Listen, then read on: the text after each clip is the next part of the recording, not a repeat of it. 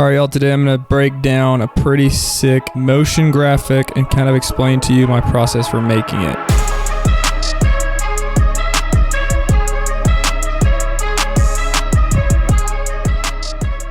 What you're going to need for this sort of graphic is a dark background graphic with some footage that is not too bright of the athlete. So you've kind of already seen what I'm talking about at the beginning of the video, and all you're going to do is basically make this graphic and set it to a blending mode that looks good over top of the footage and kind of fade the footage in and out, which just gives it like a super sick feel if you happen to have some footage of your athlete in the right kind of lighting. So to start out this graphic, I had a black background with just a sort of light gradient in the top right. I added in this photo. That's what it looked like originally. So as you can see, I added a ton of texture and detail to it. And then all I did was put I put a rectangle around it and used that as the layer mask. And then I just painted back in where his hair was and the rest of his face was.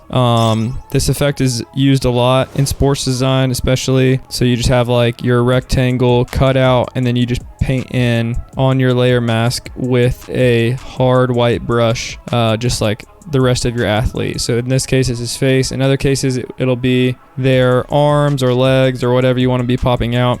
So I added another cutout. This guy has a few effects on him.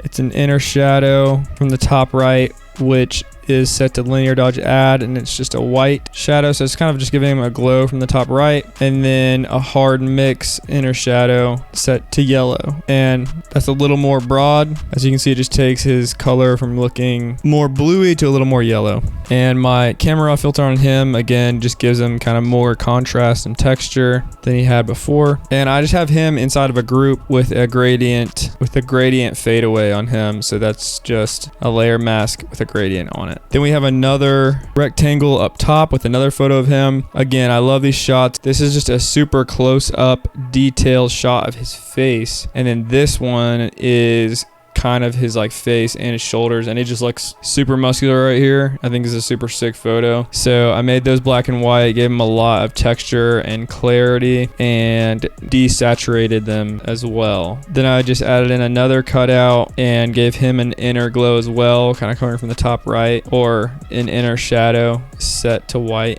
Linear dodge add, because again, this light is coming from the top right, so it's coming down and hitting them this way. So then we have a little bit of a drop shadow on both of them, and I gave them just some coloring, selective color, a little bit to tweak it, and then two different color lookups over top of the whole thing, and just adjusted the yellows a bit with this hue saturation layer. So then I have the text. All this has a drop shadow on it to separate it from the background a little bit, and sometimes typography can be hard, so my strategy is to really emphasize the statistic that you're going for. So in this case, the 1 is the most important text on the screen because he's first team All-American, and All-American is also important. So I think it's great to have the 1 and All-American cut out of that 1 so that like you see that immediately, and then you just get more context as you read.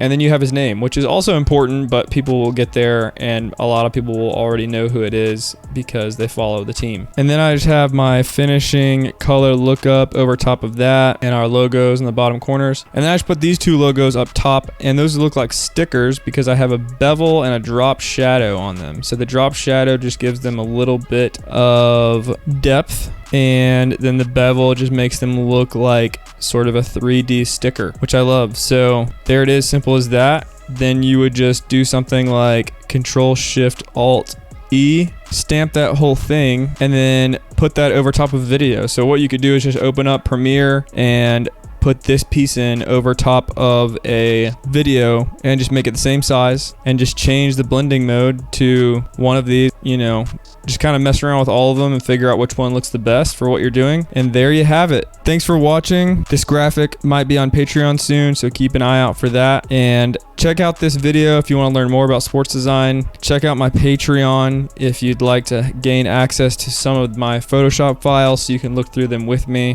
And subscribe, and I'll see you in the next one.